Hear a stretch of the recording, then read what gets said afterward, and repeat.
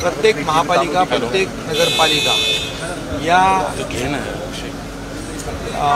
अधिकाऱ्यांची चर्चा एक ग्रुपमध्ये करणार आहे आणि त्यामुळे त्या शहराचे प्रश्न असतील, त्या शहरातल्या काही अडचणी असतील आणि काही धोरणात्मक पॉलिसी डिसिजन असतील आणि युनिफाईड DCPRच्या बाबतीमध्ये देखील आपण नवीन युनिफाईड DCPR माहिती शेअर करतील, तिथली वस्तुस्थिती सांगतील, त्याचबरोबर केंद्र शासनाचे देखील अधिकारी असतील आणि यामध्ये आपापली जी काही तिकडची परिस्थिती आहे, भौगोलिक परिस्थिती आणि त्या शहरांचं योग्य असं नियोजन म्हणजे आमच्या सरकारची भूमिका आहे की सर्व शहरांना न्याय मिळाला पाहिजे, नगरपालिकांना न्याय मिळाला पाहिजे, शहरातल्या लोकांचं जीवनमान उंचावलं पाहिजे आणि नियोजनबद्ध विकास या ठिकाणी झाला पाहिजे.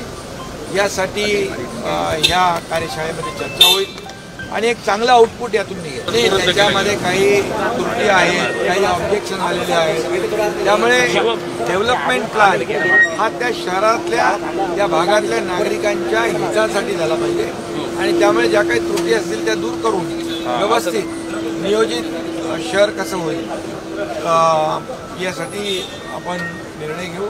त्यामध्ये नागरिकांचा अधिकार, नागरिकांचं हित पहिल्यांदा त्याला प्राधान्य.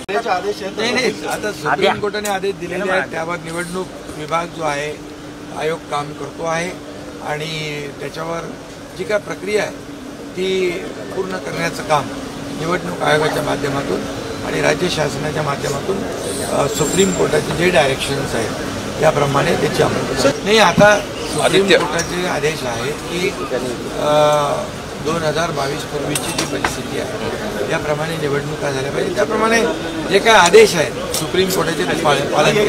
महायुतीमध्ये आम्ही लोकसभा लढलो, विधानसभा लढलो, विधानसभा जिंकल्या, लँडस्लाईड मॅन्डेट मिळालं. आता आमची जिम्मेदारी आणखी वाढलेली आहे, त्यामुळे येणाऱ्या स्थानिक स्वराज्य संस्थांच्या निवडणुका पण महायुती लढेल आणि महायुती जिंकेल. तुर्कस्तानवरून जे काही सफरचंद असतील, मार्बल असतील, राजस्थानमध्ये पण मार्बलवर बहिष्कार घातला आहे, पुण्यातल्या व्यापाऱ्यांनी सफरचंद.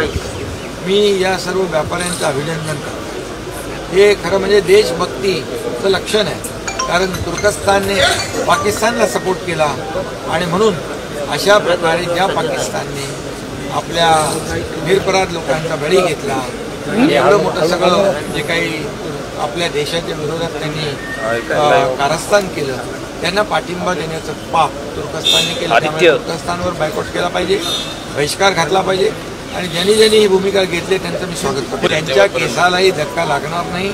आमची पोलीस यंत्रणा सक्षम आहे आणि हे जे देशभक्त आहे त्यांना कुठेही आत येऊ देणार नाही. आमची महाराष्ट्राची पोलीस जी आहे, हे पोलीस आणि गृह विभाग हे सगळं अलर्ट. आमच्या 2 बैठका देखील झालेल्या आहेत, army, navy, air force, civil defence आणि पोलिसांच्या बरोबर पण. त्यामुळे सगळ्या बाजूने आम्ही तयार आहोत. तुर्कस्तान को बाइकआउट किया है पुणे के व्यापारियों ने, राजस्थान में भी व्यापारियों ने मार्बल में बहिष्कार डाला है, इधर एप्पल पे बहिष्कार डाला है. मैं इनका स्वागत करता हूँ. ये देशभक्ति का एक लक्षण है और जो ये करेंगे, जो पाकिस्तान को सपोर्ट करेंगे, ये तुर्कस्तान ने पाकिस्तान को सपोर्ट किया था, जो पाकिस्तान ने हमारे बेकसूर लोगों को मारा था और इसलिए तुर्कस्तान के ऊपर पूरा बहिष्कार डालना. कालही काढली, या ठिकाणी पूर्ण राज्यभर आपल्या सैनिक, भारतीय लष्कराच्या, आर्मी, नेव्ही, एअरफोर्स या सर्वांच्या शौर्याला सलाम करण्यासाठी ही तिरंगा रॅली काढली आहे. त्यांच्या पाठीशी उभं राहण्यासाठी तिरंगा रॅली काढलेली आहे.